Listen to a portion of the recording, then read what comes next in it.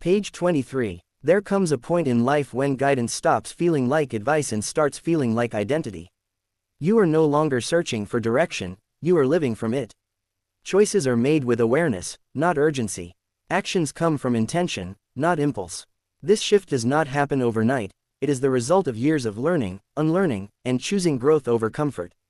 At this stage, you understand that life does not reward perfection. It responds to honesty. You stop pretending to have everything figured out and start honoring the truth of where you are. This honesty becomes grounding. It removes unnecessary pressure and replaces it with clarity.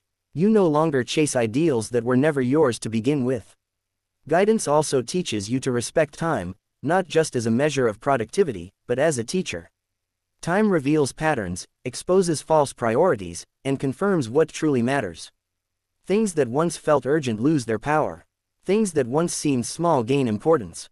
Time sharpens wisdom, if you are willing to listen. You begin to notice how silence speaks. Not the silence of avoidance, but the silence of presence.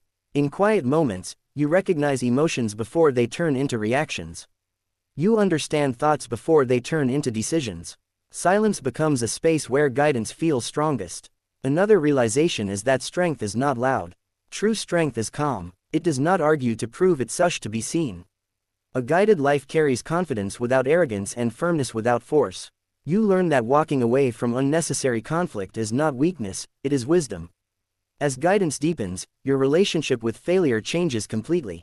Failure no longer threatens your identity. It becomes feedback. You reflect instead of retreat. You adjust instead of quit. This relationship with failure builds resilience that is steady, not dramatic. You trust yourself to recover because you always have.